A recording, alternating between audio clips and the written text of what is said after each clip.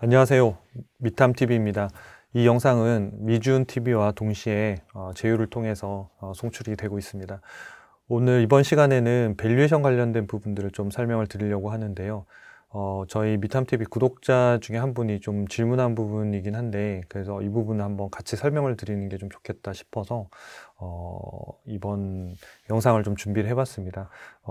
회원들이 질문하셨던 내용은 이제 밸류에이션이 저평가인데 AI 매매 신호는 관망이다. 이럴 때 어떻게 해야 되냐. 보통 이제 밸류에이션이 싸면 사야 된다라고 이야기하는데 매매 신호가 관망일 때는 어떻게 해야 되냐. 이런 형태. 그리고 또 사실 반대 케이스도 있어요. 왜냐면 밸류에이션이 고평가면 팔아야 되는데 매매 신호는 여전히 보유일 때 어떻게 해야 되냐. 같은 질문이긴 한데 그런 부분들하고 이렇게 같이 해서 밸류에이션에 대한 기본적인 좀 아셔야 되는 부분들을 좀 정리한 영상을 이번에 좀 촬영해서 말씀을 드리도록 하겠습니다. 일단은 그 밸류에이션에 적용하는 이런 여러 가지 방법들 중에서 뭐 PER도 있고 PSR도 있고 EV/EBITDA도 있고 뭐 PCR도 있고 또는 뭐 DCF라고 하거나 또는 뭐 자녀이익 모델이라고 해서 RIM이나 여러 가지 밸류에이션 모델들이 있는데 그 밸류에이션 모델이 결국은 어떤 기업이 만들어내는 가치에 몇 배수를 줄 거냐 하고 같은 이야기예요. 왜냐하면 DCF나 또는 RIM이나 이런 것들은 보통 할인율이라고 하는 이야기를 쓰는데요. 몇 퍼센트로 할인해서 현재 가치를 구할 것이냐. 근데 그 할인율이라는 게 결국은 배수의 역수하고 같은 얘기가 돼요. 그러니까 우리가 10배를 준다는 얘기는 10분의 1 하면 10%를 할인율로 쓰겠다라는 거하고 같은 얘기이기 때문에 할인율로 계산한다는 것과 배수로 계산한다는 것이 같은 얘기라는 거예요. 그러니까 곱셈으로 할 거냐 나눗셈으로 할 거냐의 차이인 거죠. 그러니까 배수를 한다는 거는 가격에 곱하기 10배 이렇게 한다는 얘기가 되는 거고 할인율로 한다는 얘기는 이 10배를 10분의 1이니까 0.1로 나누겠다는 얘기이기 때문에 배수로 곱하는 거나 할인율로 한다는 거나 사실 기본 개념 자체는 같습니다. 그래서 기업이 만들어내는 가치를 무엇으로 정의하고 그 가치에 대한 적정한 배수 또는 적정한 할인율, 요건 같은 얘기거든요. 그걸 통해서 적정한 가치를 산정하는 게 밸류에이션의 기본적인 방법, 똑같은 내용입니다. 그래서 나중에 제가 미주초를 계속 할 때 밸류에이션 기초부터 시작해서 이런 부분들을 조금 하나씩 더 자세히 좀 다루도록 하고요. 오늘은 아까 그 질문에 대한 부분들은 답이 되는 부분 중심으로 좀 설명을 드리겠습니다.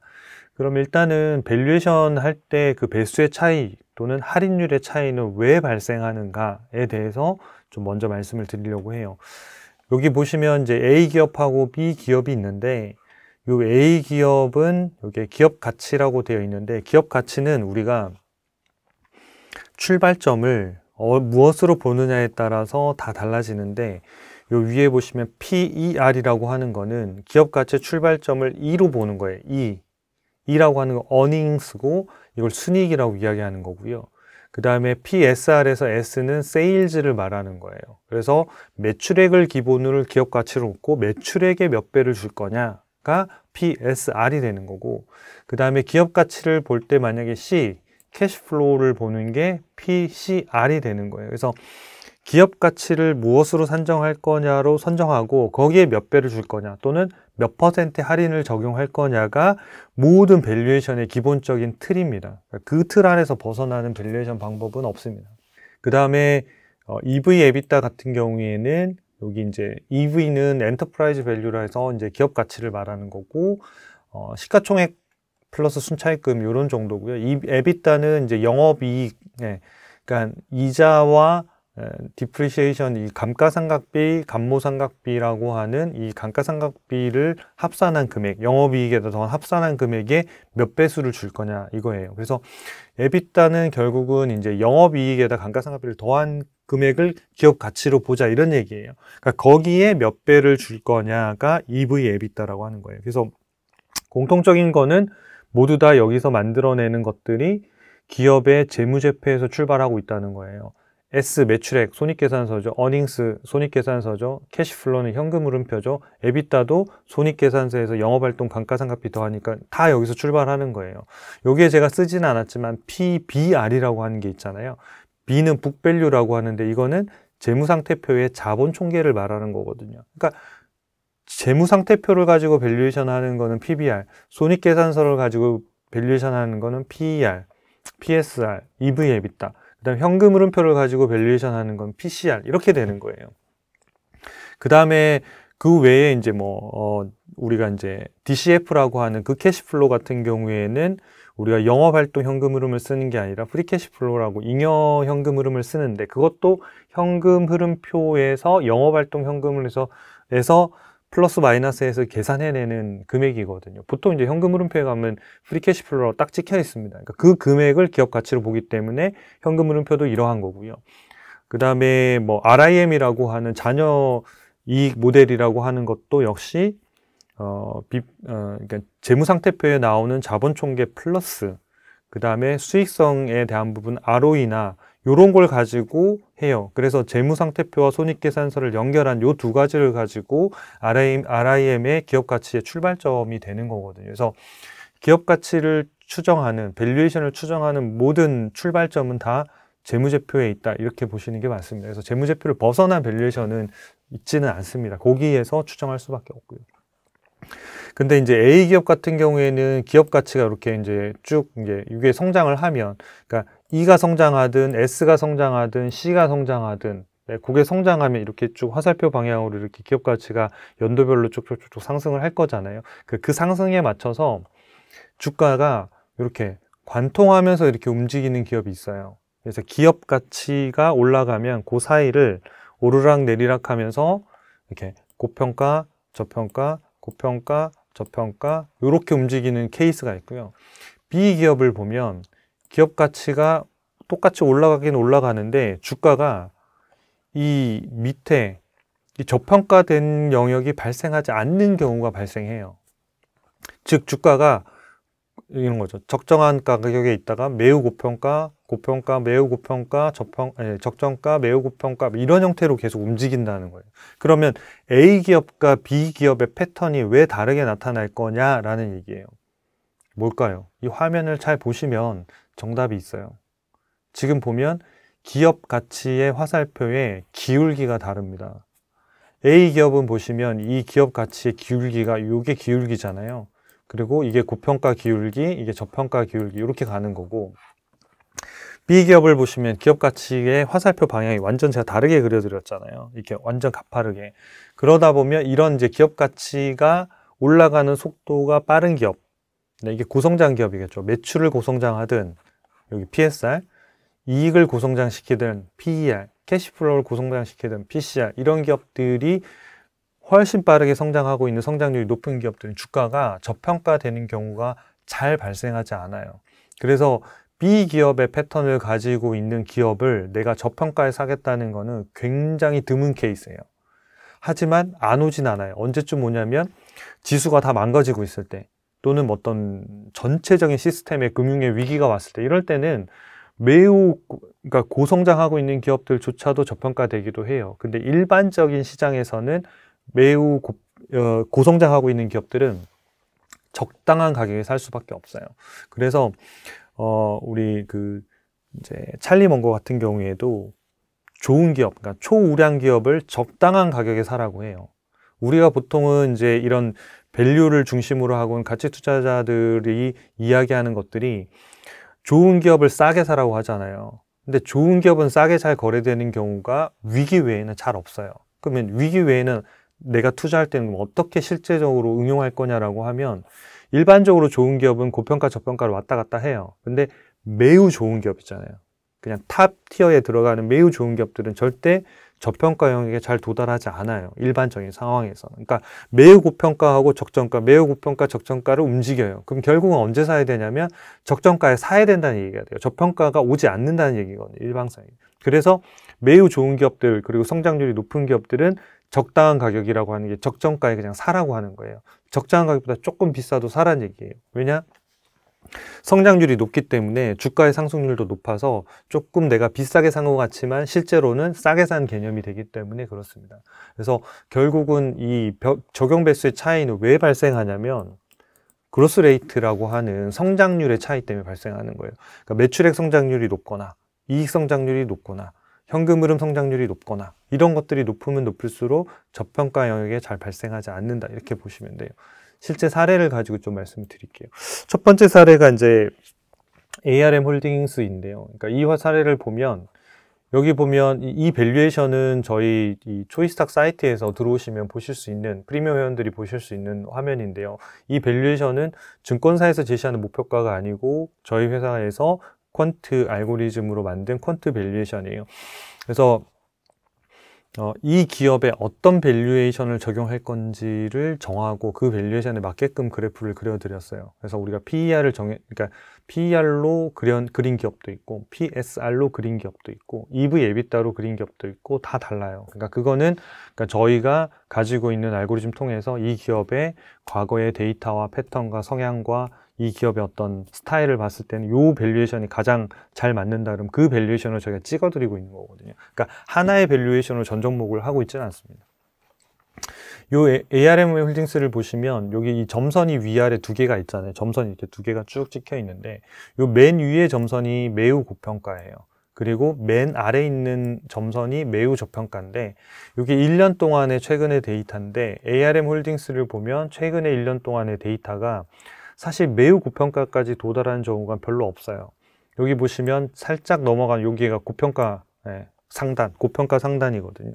그러니까 여기가 고평가 상단, 여기가 저평가 하단, 여기 고평가 상단이에요. 요거 넘어가면 고평가와 매우 고평가 사이의 구간이 들어가거든요. ARM 홀딩스는 보면 사실 이 음영으로 들어가 있는 요 사이에 저평가와 고평가를 왔다 갔다 했다라는 거를 알 수 있겠죠. 그러면 요런 시점, 요즘 막대기 돼 있는 요 시점이 저평가 바닥 라인이었는데 이때 사면 되게 좋겠구나, 알 수 있죠. 반대로 수익 실현 언제 하냐, 그러면 요런 라인 맨 위에서 일단 좀 팔고 좀 기다리는 게 좋겠구나, 요런 것들을 할 수 있겠죠. 근데 요런 걸 자칫 이렇게 잘 하시면 수익률을 요 짧은 구간에서도 극대화할 수 있는데, 왜냐하면 여기서 사서 계속 가지고 있는 사람들은 요 수익률이 요렇게 이제 그려질 건데, 여기서 팔고 여기서 사고 여기서 팔고 이런 분들은 수익률이 훨씬 가파르겠죠. 그러니까 그것까지 잘 차트를 활용해서 하실 수 있는 분들은 그것까지 하셔도 좋고, 그 잘 모르겠다 그러면 이 밸류에이션을 보시는 건데, 지금은 보면 이제 고평가 상단 라인에 지금 이제 진입하고 있는 상태거든요. 그러니까 신규로 매수하는 분들한테는 조금 부담스러운 가격이다, 이런 부분이고, 만약에 내가 이 종목을 매수한다라고 한다면 그 다음이 뭐가 돼야 되냐면, 여기서 보시면 차트에서 이 음영이 이렇게 한 번씩 이렇게 올라가잖아요. 이렇게 올라가는데 이제 요 구간의 길이로 봤을 때 요게 지금 실적을 발표하면 저희가 업데이트해서 매일매일 지금 가격을 다시 계산하거든요. 그러니까 ARM 홀딩스도 이제 실적 발표가 얼마 남지 않았거든요. 그러면 지금 요 시점에 되면, 실적 발표가 되면 얘가 떨어질 거냐 밑으로 갈 거냐는 거예요. 근데 아까 제가 기업 가치는 어닝이거나 그죠? 캐시플로우거나 매출액이잖아요. 그러면 ARM 홀딩스가 매출액과 이익이 늘어나느냐를 중심으로 보시면 돼요. 그러니까 그 비율만큼 기업 가치도 올라갈 수밖에 없거든요. 그래서 분명히 얘는 이렇게 올라갑니다. 이렇게. 분명히 올라갑니다. 그러면 요게 조금만 조정받더라도 사실 적정가 가격에 요런 라인에 도달할 수 있는 가격이 되는 거거든요. 그래서 그런 것들을 보면 미리 좀 살 수도 있고 이래요. 제가 이번 영상 다음 시간에는 그 다음 편 부분들을 어떻게 좀 추정해서 좀 볼 수 있는지, 이 부분들을 제가 영상으로 좀 찍어서 여러분들한테 제공해 드릴 건데, 일단 오늘은 요 부분들은 좀 있고, 일단은 요런 형태의 패턴을 보이는 기업들이 일단 첫 번째, 이런 것들은 고평가와 저평가할 때 사고 팔고 이런 것들이 가능하다. 두 번째 케이스는 매우 고평가 라인들을 자주 건드리는 기업이에요. 그러니까 아스테라랩스라고 하는 회사인데, 여기 보시면 여기 맨 위에 점선이 제가 매우 고평가라고 말씀드렸잖아요. 그러면 여기에 매우 고평가를 이미 넘어간 구간도 한번 발생하고, 그 다음에 여기에 한번 발생하고, 그 다음에 최근에 보면 또 한번 이렇게 발생했었어요. 그러면 이 매우 고평가 영역까지 지금 뚫고 올라갔다는 얘기는 기업의 가치의 상승률이 엄청나게 높지 않으면 계속 버티기는 쉽지는 않아요. 그래서 그런데 이제 이런 기업들조차도 보시면 매우 저평가 영역에도 도달하기도 해요. 그러니까 이런 케이스들이 발생한다는 거예요. 그러니까 2025년 초반, 그러니까 이제 1, 2, 3월. 그러니까 연초에 주가가 굉장히 많이 지수들이 조정을 받았을 때 있었잖아요. 저희가 마켓 스코어로도 좀 설명을 드렸었잖아요. 마켓 스코어가 공포에 빠지는 그 시점, 그 시점에는 매우 우량주라고 하는 성장률이 높은 기업들조차도 저평가될 수 있다. 그러니까 그럴 때들은 이런 기업들을 사기에 가장 좋은 시기가 됩니다. 그게 뭐 아스트라랩스도 그렇고 뭐 엔비디아도 그렇고 그런 형태들이 들어가는 거고요. 일반적으로 그런 정도의 조정이 아니라고 하면 여기까지 도달하는 경우는 잘 발생하지 않습니다. 성장률이 높은 기업들은. 일반적으로 이 위에서 요 위에서 이런 식으로 이렇게 그려질 가능성이 높은 거죠. 그래서 지금은 매우 고평가에서 지금 조정을 받다가 지금 고평가 라인 안으로 지금 들어와 있는 상태예요. 그래서 아스테라랩스 같은 경우에는 지금부터는 가격상으로는 좋은 가격에 들어오고 있습니다. 여러 가지 지금 아스테라랩스를 둘러싼 뭐 악재 뉴스들도 있고 하지만 여러분들이 기억해야 될 거는 고평가 이상 영역에서는 악재에 민감하고 호재에는 둔감합니다. 즉 웬만한 호재에는 잘 주가가 반응하지 않는 반면에 작은 악재, 어떤 가능성에 대한 부분들 그런 거에도 굉장히 민감하게 주가가 하락을 받습니다. 반대로 맨 밑에 있는 요 저평가 하단 영역에서는 악재에 매우 둔감합니다. 그러니까 이때는 웬만한 뭐 기사가 나쁜 기사가 나오더라도 잘 빠지지 않습니다.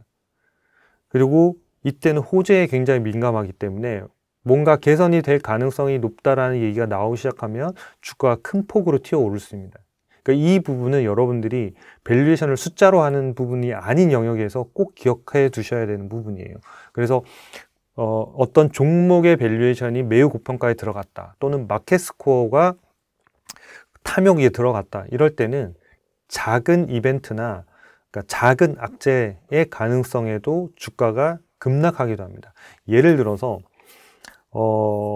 트럼프가 뭐 이런저런 뭐 좀 똑같은 이야기를 하더라도 시장이 과열돼 있을 때 뭔가 메시지를 던지는 것과 시장이 완전히 저평가해서 메시지 던질 때 시장의 반응이 다르다는 얘기예요.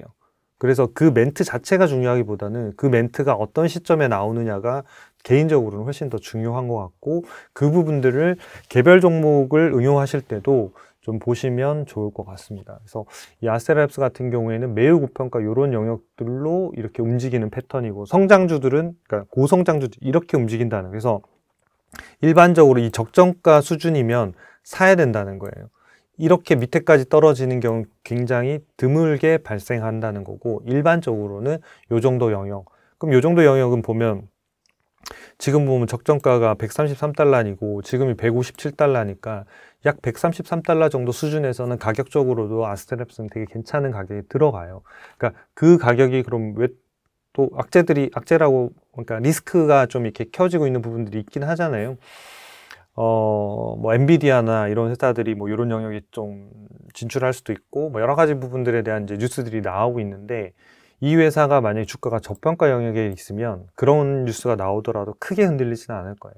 근데 이런 영역에 들어갔기 때문에 그런 뉴스들이 큰 폭의 조정의 빌미들을 저는 준다고 생각합니다.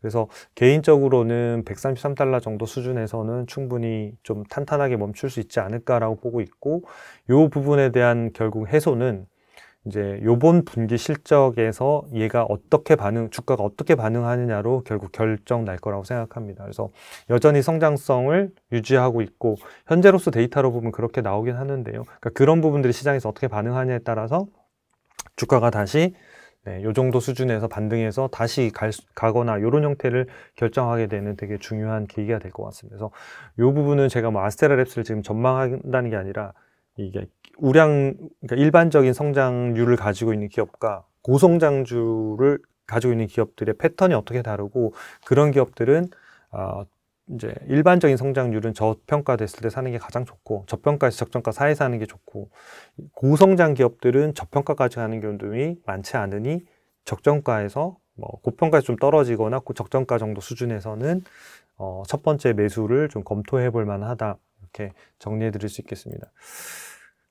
이제 마지막 질문이 요 질문인데 같이 이제 요 답을 드리기 위해서 제가 앞에 이제 말씀을 드린 건데 저평가인데 AI 매매 신호가 간망 어떻게 판단하면 좋을까요? 요 질문은 고평가인데 AI 매매 신호가 보이면 어떻게 판단하는 게 좋을까요? 하고 같은 맥락이라고 생각하는데, 요거는 사이트로 이동해서 사례를 보면서 조금 한번 설명을 드리도록 하겠습니다. 이제 어제 그 실적을 발표한 기업이기도 한데요. 네. 넷플릭스를 보면, 넷플릭스가 지금 밸류에이션으로 보면 현재 여전히 저평가에 들어와 있어요. 요의 패턴을 보시면 지금, 네, 여기 패턴을 보면,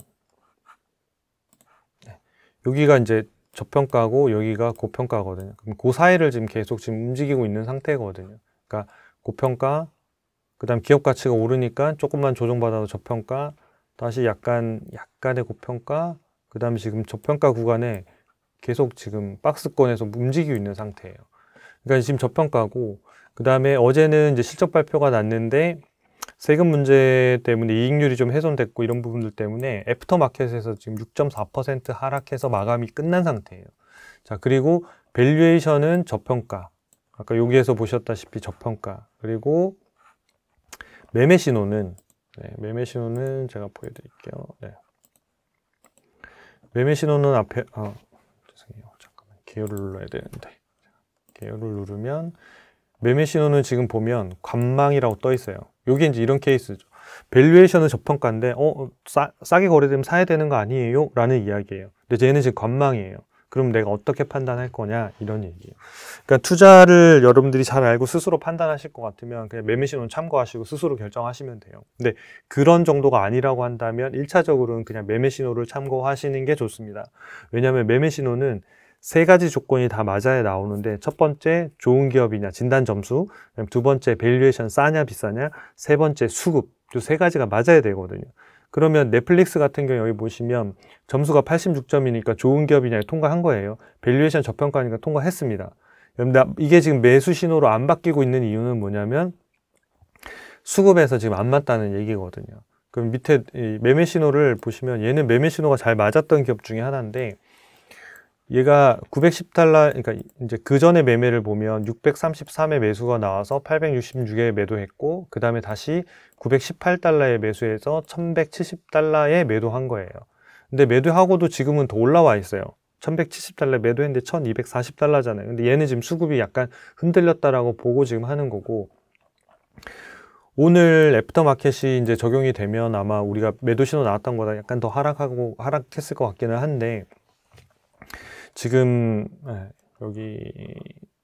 여기 지금 차트를 보시면 EMA 차트를 보면 여기가 지금 깨지고 왔다 갔다 하는 이 모습들이 좀 보이시죠? 그러니까 여기가 지금 흔들리면서 지금 수급들이 흔들리고 있는 상태예요. 그래서 아직은 확정돼 있지 않는 상태고, 그래서 지금은 저평가되어 있는 상태이기 때문에 만약에 넷플릭스를 신규로 매수하겠다라고 하는 분들은 굳이 지금 저평가돼 있다라고 해서 사실 필요는 없다. 왜냐? 주가가, 그러니까 이제 그 수급이 좀 반영이 돼서 매수 신호가 나온 데 사더라도 밸류에이션 자체가 저평가를 벗어나 있지 않을 거예요.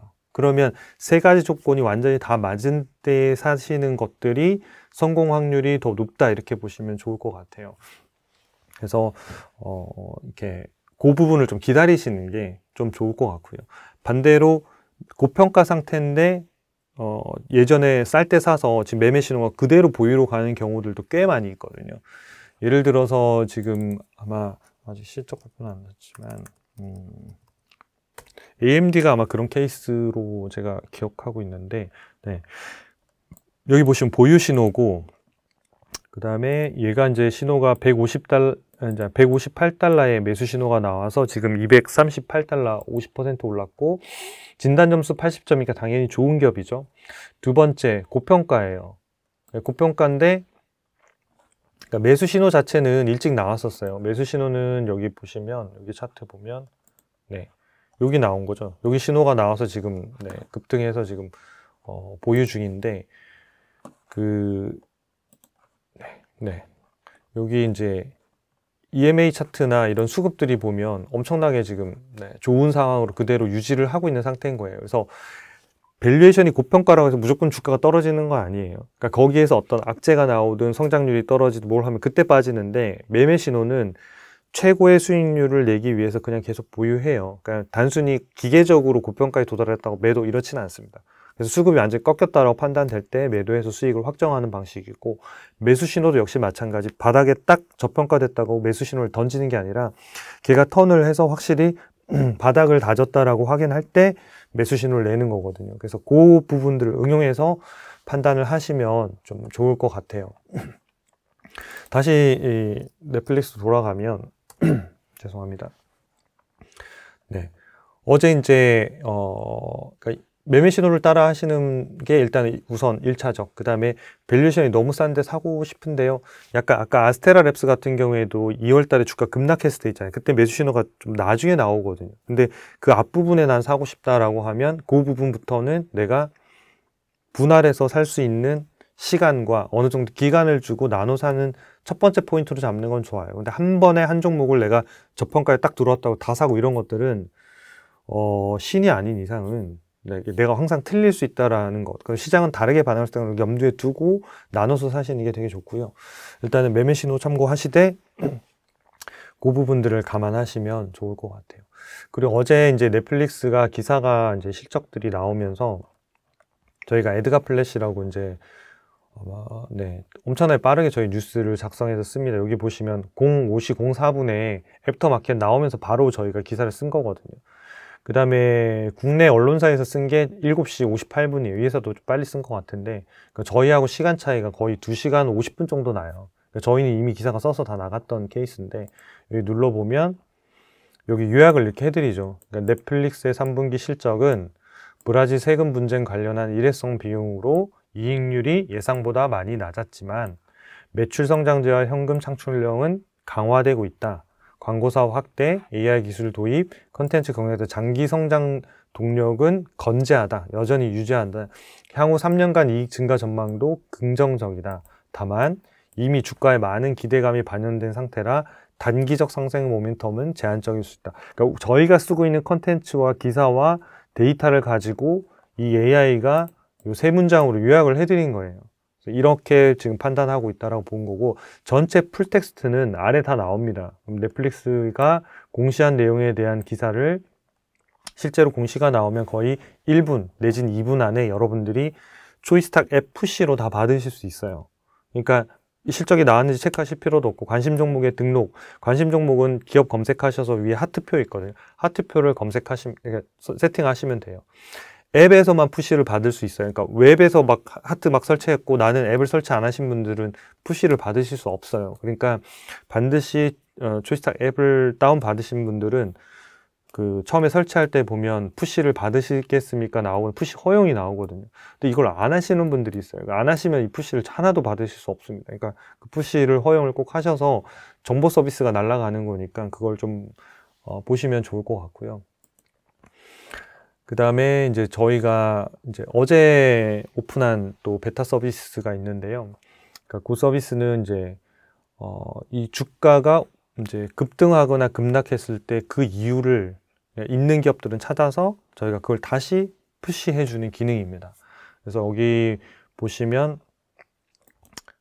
넷플릭스 같은 경우에는 지금 애프터마켓 6.4% 떨어졌다네요. 우리가 궁금하잖아요. 이거 왜 떨어졌지 근데?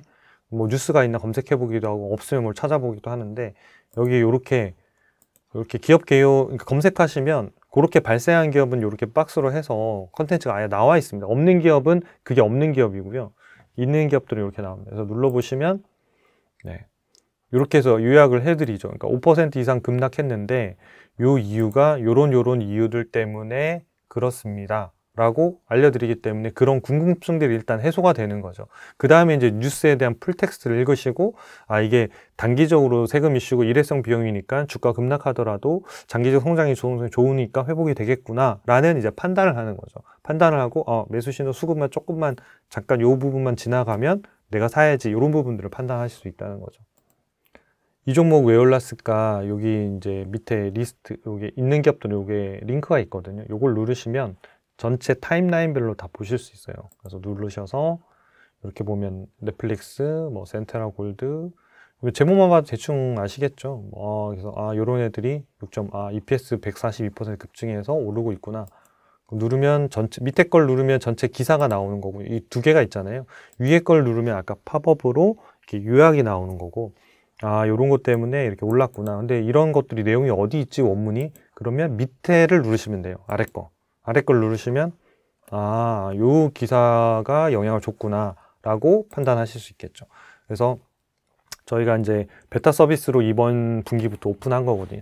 지난 분기에 실적 시즌 시작할 때 저희가 애플 뉴스라고 애드가 플래시 속보 뉴스를 저희가 오픈해서 실시간으로 저희가 기사를 받아볼 수 있는 서비스를 오픈해드렸고, 이번 우리 실적 시즌에 이번 주가 실적 이제 실질적으로 뭐 금융주를 제외하면 스타트하는 데이트인데, 요때는 저희가 이제 이 왜 올랐을까 요 부분 5% 플러스 마이너스 떨어진 대로 찾아서 저희가 써드려요. 이 부분들에 대한 컨텐츠를 계속 확보해서 많은 기업들을 커버할 수 있는 형태로 계속 앞으로 고도화해 나갈 과정입니다. 그래서 여러분들 이 부분들도 앱으로 다 푸시 받으실 수 있어요. 그리고 설정은 어떻게 하시면 되냐면, 아까 관심 종목에서 예를 들어서 이 위에 하트 있잖아요. 이걸 빼면 빠지는 거고 누르면 더해져요. 그래서 그걸 등록해 놓으시면 해당하는 종목들을 보실 수가 있고요. 그 다음에 여기 설정에 들어가시면 여기 위에 상단에 설정이 있죠. 여기 설정. 이 설정 버튼을 눌러보시면 푸시와 관련된 내가 컨텐츠를 어떤 걸 받을 건지를 껐다 켰다 하실 수 있어요. 그래서 나는 푸시가 너무 많이 오는 것 같다 그러면 끄실 수도 있고 받을 수도 있고 그래요. 그리고 여기 표시가 보면 이렇게 다이아몬드에서 프리미엄 돼 있잖아요. 이거는 유료 회원들만 받으시는 거예요. 지금은 컨텐츠 알림에 우리가 최신 뉴스나 이런 것들, 애드가 플래시 이런 것들을 다 베타 서비스 기간 동안은 무료 회원들한테도 다 저희가 제공하겠다라고 말씀을 드렸고, 지금 현재 아직까지는 무료 회원들한테도 다 푸시가 날아가고 있으니까 저희가 이 푸시를 켜놓으시면 뉴스는 다 현재 받으실 수 있습니다. 그 다음에 이제 추가가 된 게 보시면 여기 이 종목 왜 올랐을까가 여기 가운데 있죠. 이 부분도 여러분들이 껐다가 켰다가 이렇게 하실 수 있어요. 나는 뭐 안 받고 싶다, 너무 많이 온다 그러면 뉴스를 끌 수도 있고요. 근데 관심 종목에 대한 부분들만 딱 보내드린 거니까 그 부분들을 켜놓으시면 좋습니다. 그래서 이 종목에 대해서 껐다 킬 수 있고, 밑에 보면 옵션을 하나 더 드렸어요. 어떤 종목의 알림을 받을까요? 내가 설정한 관심 종목만 받을 거냐, 전체를 받을 거냐, 이걸 설정하실 수 있어요. 그러면 관심 종목만 설정해 놓으면 여러분들이 하트 표시 해 놓은 거가 오르거나 떨어지거나 오는 거고, 아, 나는 그거 상관없이 그냥 좀 급등하고 급락한 종목들을 그냥 푸시로 좀 알려줬으면 좋겠어요 하시는 분들은 여기 전체를 누르시면 돼요. 지금 현재 데이터로는 하루에 한 30건 정도에서 많으면 50건 이런 정도가 되는 것 같고, 완전히 실적이 핫한 시즌, 막 하루에 막 뉴스 자체가 한 6, 700건 나가면 한 100건까지 갈 수도 있을 것 같아요. 그래서 컨텐츠가 좀 작을 때는 전 종목 전체를 받으셔도 괜찮을 것 같고, 좀 너무 많다 싶으면 나중에 관심으로 바꾸시면 될 것 같아요. 그리고 하단에 미국 주식 알림이라고 해서 내가 알림을 푸시를 언제까지 받을 건지를 체크해 놓는 거예요. 그래서 요거를 나는 몇 시 이후에는 아예 푸시 안 받고 싶다 그러면 여기서 설정하시면 그것들도 여러분들 불편하지 않도록 푸시 받으실 수 있으니까 정보 서비스를 세팅해서 그 푸시를 받아보시는 것을 권해드립니다.